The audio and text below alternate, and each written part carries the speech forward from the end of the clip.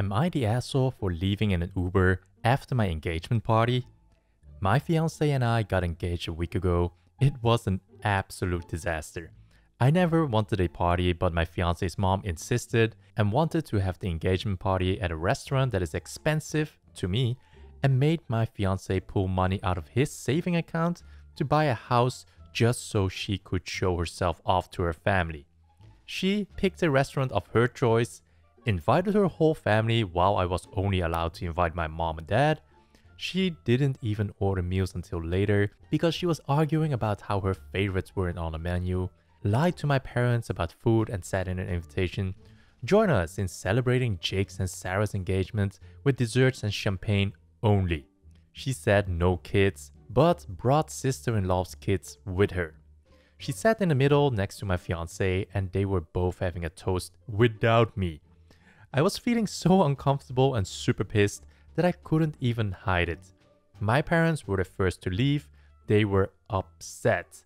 Can't blame them, it was awful. We were about to leave. My mother-in-law wanted us to give her a ride because brother-in-law left with his cousin. My fiance said, sure. Next thing I know, she got into the passenger seat. Sister-in-law tagged along and stuffed her kids in the back where I supposed to sit. I found this so damn inappropriate and humiliating. I asked my fiance if he was serious. I told him I belonged in the passenger seat, but mother-in-law said I was being disrespectful and refused to sit in the back and threw some comments at me. I lost it. Literally called an Uber and told him to go.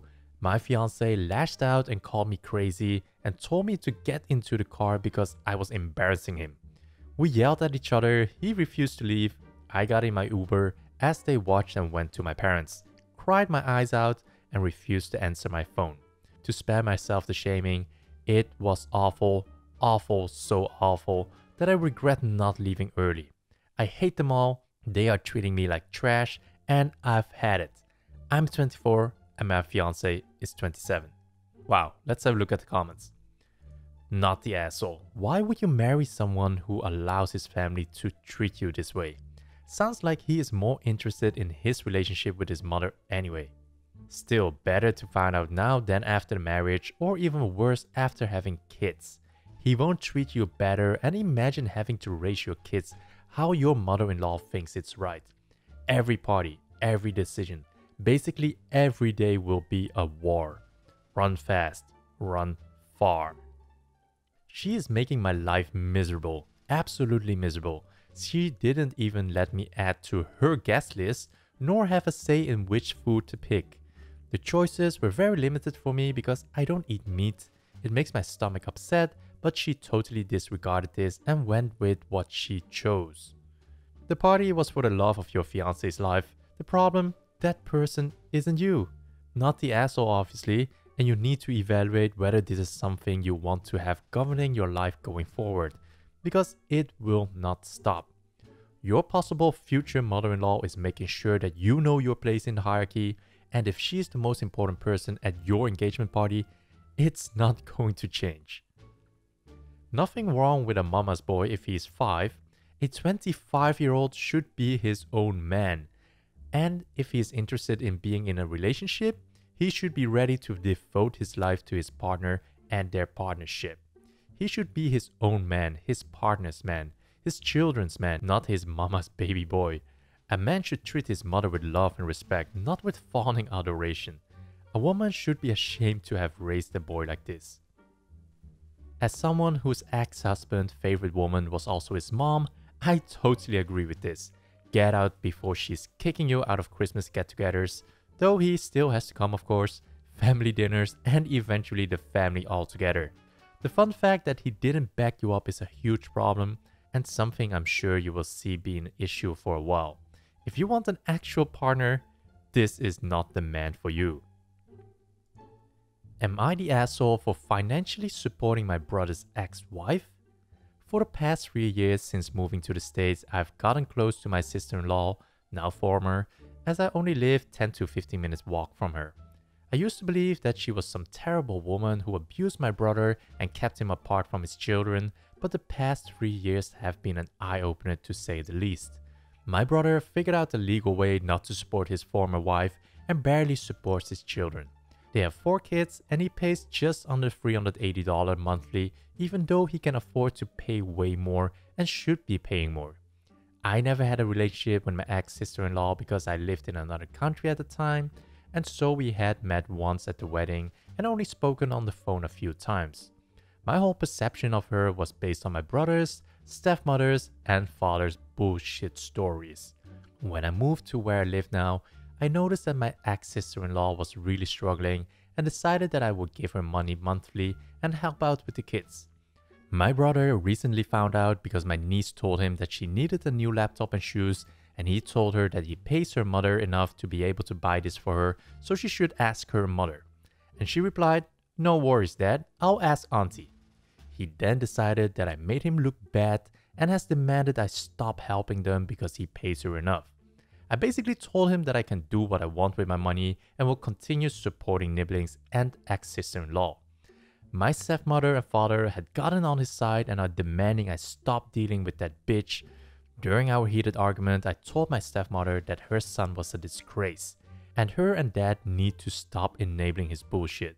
Several people have told me that I am in the wrong for inserting myself and that I am emasculating my brother and attacking his relationship with his children as a provider. Am I wrong in supporting my ex-sister-in-law? Let's have a look at the comments. Not the asshole. Your brother sounds like a terrible father. He should feel emasculated for it. Agreed, the amount he pays for 4 kids is ridiculous. That's only $95 a month per kid. With 3 growing kids, that might cover the groceries, but not much else. What the F for the legal entity who signed off on that? They probably don't have the time, money, but I would want to look into ways to get that modified, overturned. I've seen some situations where the other parent is reluctant to give cash over because of where it might go. Drugs, alcohol, vacation, concerts, excluding kids.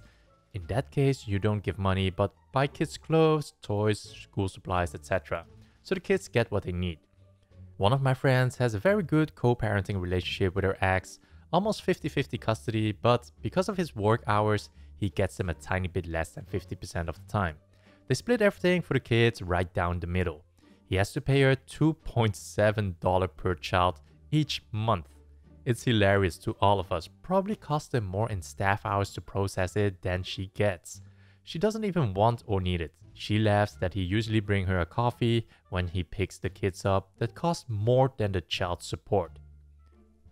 Am I the asshole for wanting to keep my wedding dress? This sounds ridiculous, I know, but it has turned into a serious issue over the last few weeks, and I would really like some outside perspective on this situation because I can't think clearly anymore. Necessary background information. I, 23-year-old female, was the first child on either side of my family. I have a sister, 19, and 5 female cousins, 21, 18, 16, 14, and 9. When I was younger, it was sort of a tradition that whatever nice clothes I had were passed on to the younger ones. That included the dress I wore to my first communion, which was a very big deal. The dress is now ruined, although I had intended on keeping it. This tradition stopped when they all started to outgrow me. I'm about 4 feet 1. A few weeks ago, I met up with my mother and sister for a chat. My country allows that, and we somehow got onto the topic of weddings. I don't know why, but for whatever reason they expect me to get married first as the oldest of my generation, although I have only been with my boyfriend for 8 months and don't plan on getting married in the next 2 or 3 years. I mentioned a wedding dress I had seen on Pinterest and showed it to them, saying that this was the type of dress I wanted to wear to my wedding one day. My sister then said something along the lines of, "God no, that is hideous. I don't want to wear that on my wedding day." I laughed and said that she didn't have to. She could choose her own dress whenever she felt ready to get married. I thought she was joking, but then my mother chimed in and said, No, you have to choose something your sister likes, as your dress will be passed on to her just like we did with the dress you wore during your first communion. It would be so nice to see all girls of the family wear the same wedding dress." To be honest, I was kind of taken aback and blurted out that it would be my dress alone and no one had a right to take it away from me, let alone choose something they would want to wear.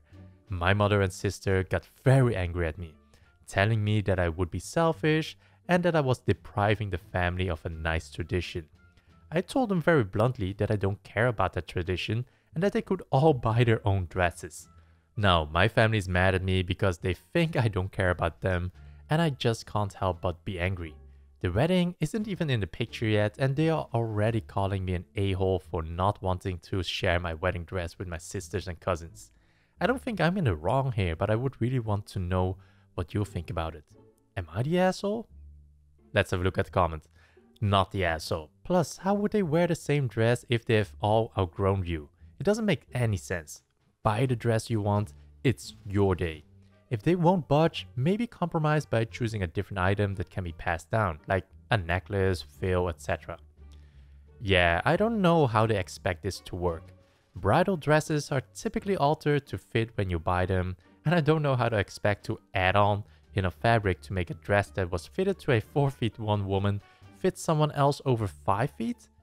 Like, there isn't a dressmaker in the world who could do that without making changes to the style of the dress. Making a dress significantly longer just isn't a thing you can do. Same as how you can let a wedding dress out, but only based on how it's built and how much fabric there is. You can't make a size 8 into a size 16, and you can't make a 4'1" measured dress suddenly 5'6" or whatever. I worked in a wedding dress store. All the moms, aunties, cousins, friends projected their preference onto the bride. I cannot count the times when the bride found the dress and then a friend went, I don't know, I don't like that style, and totally ruined the bride's confidence. It was never about the dress not suiting the bride. It was mostly that the bride wanted something simple and comfortable, and the friend had dreamt about a sparkly 7-ton fluff of a gown. Anyway, I can't even imagine what would have happened if the dress was actually meant to be worn by multiple people.